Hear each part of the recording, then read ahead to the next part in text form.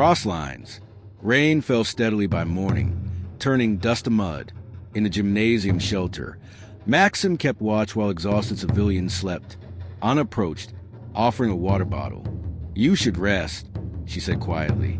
"You'll need strength when Yuri returns." And if he doesn't return? The question escaped before Maksym could stop it. Anna's tired eyes revealed she shared his fear. "Then we'll find another way," she said with determination. "We always do." Her radio brought news. Ukrainian forces were regrouping in Donetsk. Most of Bogatir was under Russian control.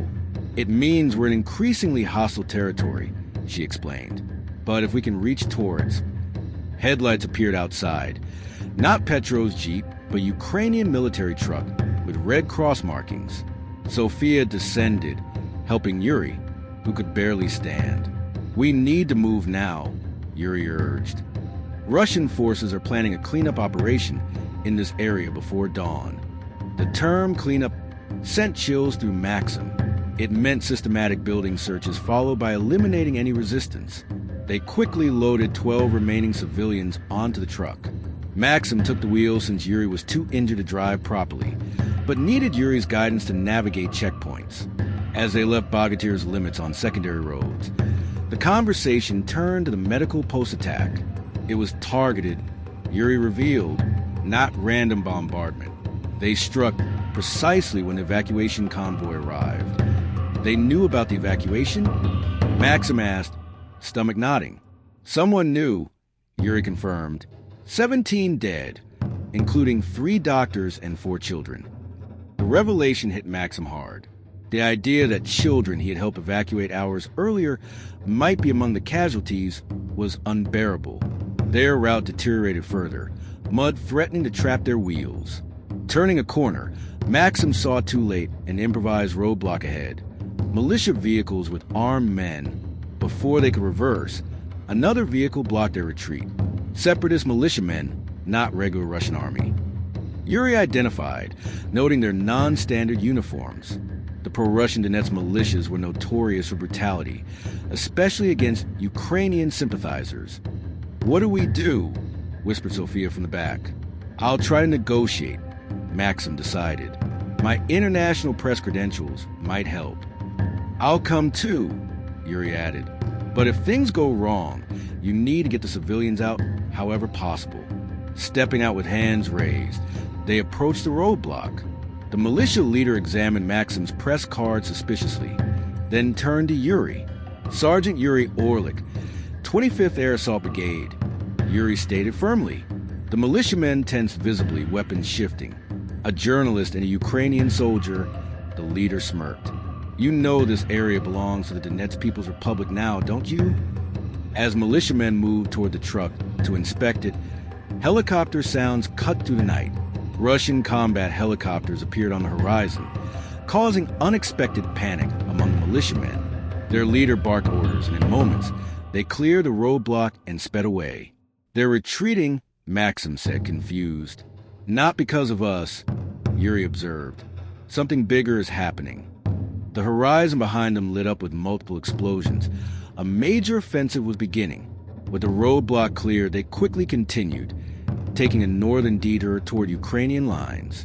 In the truck bed, Sophia comforted a 12-year-old girl named Katia who developed a fever overnight. "Will we make it?" the child asked weakly. "Yes," Sophia answered, trying to project confidence she didn't feel. "People are waiting for us. My mother said there's always a path forward, even when we can't see it," Katia remarked. "Your mother is wise," Sophia replied. "Was..." The girl corrected without emotion. "She died on the first day of bombing." Sophia held her close, unable to find words for such loss, silently vowing to get her safely across the lines. Chapter 4. The Price of Truth. Dawn found them 6 kilometers from Ukrainian positions in Donetsk. With fuel nearly gone, they sheltered in a small grove. Yuri studied his map grimly. "We need to cross open ground for the last few hundred meters," he explained. "With no cloud cover, we'll be exposed to drones." They improvised stretchers for the weakest. Katia with her worsening fever, and an elderly man with heart problems. The group set out walking. painfully aware of helicopter patrols in the distance. After 40 minutes, they reached the edge of cover. Before them stretched open farmland, Ukrainian trenches visible as dark lines in the distance. Yuri decided they would cross in 3 groups. Himself first established contact, then Anna with the most vulnerable, including Katia, followed by Maksym, Sophia, and the remaining civilians. As Anna's group crossed halfway, the unmistakable sound of a drone made everyone freeze. They watched anxiously as a small aircraft circled, then mercifully moved away. Anna's group reached the Ukrainian line safely. When Maksym's group began their crossing, disaster struck. 2 Russian attack helicopters appeared on the horizon, flying low in combat formation. They opened fire on Ukrainian positions, the ground shaking with impacts. "Run!" Maksym yelled. They abandoned caution, sprinting towards safety as Ukrainian anti-aircraft fire engaged the helicopters. They were meters from the trenches when one helicopter spotted their movement and redirected its attack. Ukrainian soldiers provided covering fire, while others ran out to help them. Maksym felt the impact before he heard the shot, a strange pushing sensation followed by his body hitting the ground. Sophia screamed his name, the sound distant as his consciousness faded. His last sight was a Ukrainian missile striking one of the helicopters, turning it into a falling fireball. 3 days later, he awoke in a field hospital, converted from a school gymnasium. Sophia sat beside his bed, now in clean medical scrubs, but with exhaustion etched on her face. "The bullet went through your shoulder, without hitting anything vital," she explained. Everyone made it across. Anna is coordinating transport to safer areas. Yuri returned to his unit. Maksym learned that his camera had survived. The images preserved, including the harrowing journey from Bogatir. Days later, with Anna's help, he transmitted the first reports to his Kiev newsroom. A week into his recovery, Sophia brought news. "Your photos and reports are circulating internationally. The images of the bombed medical post, the civilians in the basement, they're having an impact. Will it change anything for Bogatir?" Maksym asked. "Bogatir is lost for now," Sophia replied gently. "But you've preserved its memory. It will never be just a point on a military map." Epilogue. 6 months later. Autumn painted Lviv's streets with golden leaves. In a busy cafe, Maksym checked his watch nervously, an old habit from days when seconds could mean life or death. The door opened and Sophia entered, her hair shorter now, framing a face both wiser and more serene than when they'd last met. "Still hunting dangerous stories?" she asked with a smile, seeing the newspaper with his byline on the table. "And you, still saving lives in impromptu hospitals?" "A proper hospital now," she replied. "Here in Lviv, rehabilitation for war wounded, especially children." Their conversation flowed easily despite the months apart. Anna was in Kharkiv, organizing preventive evacuations. Yuri had been promoted to lieutenant, now deploying to reinforce Sloviansk. "You went back to Bogatir, didn't you?" Sophia asked suddenly. Maksym nodded. 2 weeks ago. It's different now. A Russian military logistics hub. Most pro-Ukrainian civilians have left. He paused. But there's resistance too. Small acts of defiance. "And Katia? Did you find her?" His face brightened. "She's here in Lviv with her aunt. Actually, she's waiting for us in the park. Would you like to see her?" The answer was in Sophia's smile. Later, watching Sophia and Katia talk animatedly on a park bench, Maksym felt something rare. Peace. These survivors of Bogatir, reunited not in desperation but hope, embodied something essential. That while headlines measure war in territories and casualties, the true story was about people. As long as these stories were told, something of Bogatir would survive beyond Russian occupation. This was a silent promise, that humanity would persist in even the darkest crisis points, and truth would never be war's first casualty. In May 2025, as Russian forces advance along the Donetsk axis, for lives intersect during the battle for Bogatir. Maksym, a journalist documenting the civilian crisis.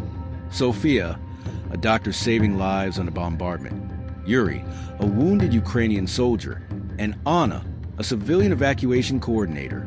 Together, they must navigate danger to rescue trapped civilians before the city falls. Their story reveals both the horrors of war and the resilience of human spirit. The breaking point.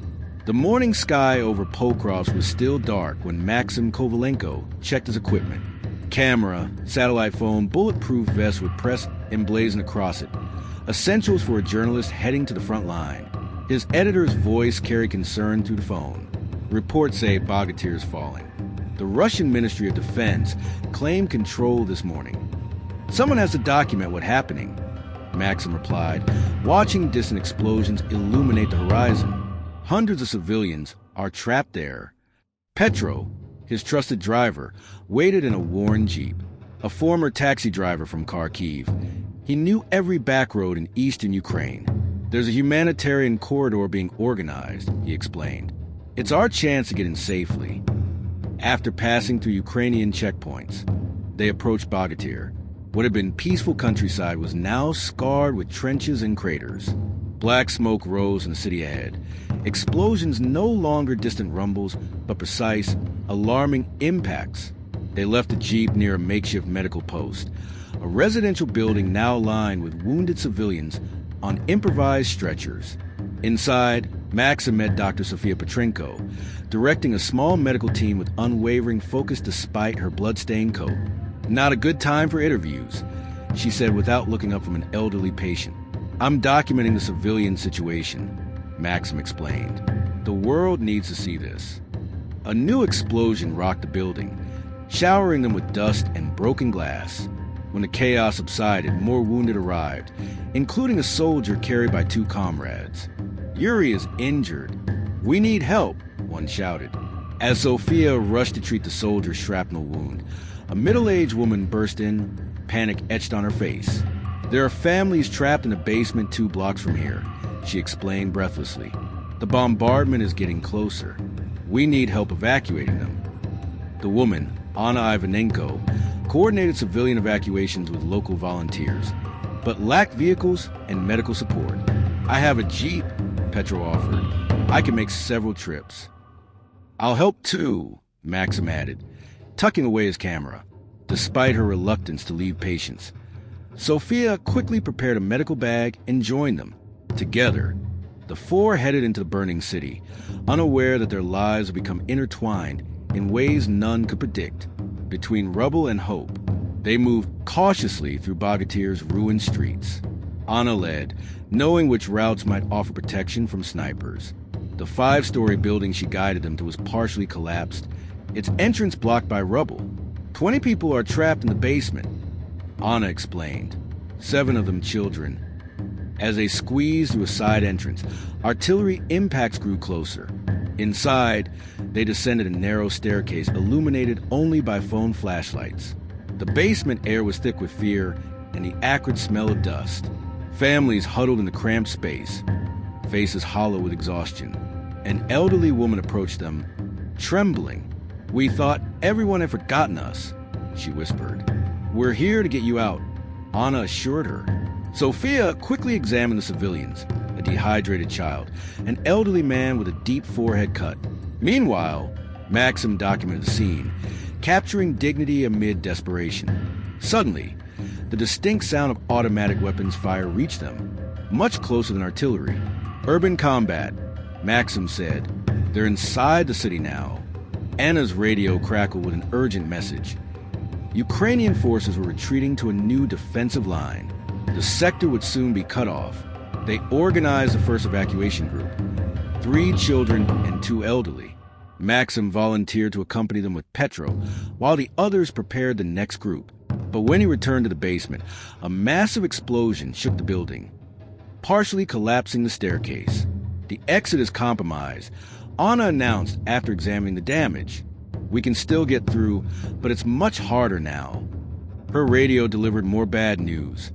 Russian forces were advancing rapidly through the eastern sector. Evacuate immediately, came the order. As they organized a second group, Maksym spotted flashlight beams outside, Russian soldiers searching nearby buildings. Everyone froze. Anna silently signaled for absolute quiet as boots thumped overhead. Children clung to parents, understanding the danger without words. Minutes stretched like hours until finally, the soldiers moved on. Anna revealed a service passage leading to an old maintenance tunnel, their new escape route.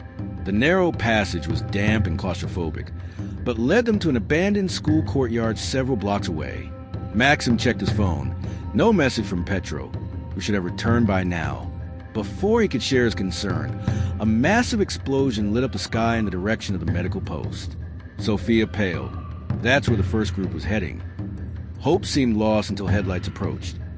Petro's jeep, but driven by Yuri, the wounded soldier, his arm still bandaged. The medical post was hit, he explained grimly. We're evacuating everyone to a position west of here. The children we sent? Sophia asked, dreading the answer.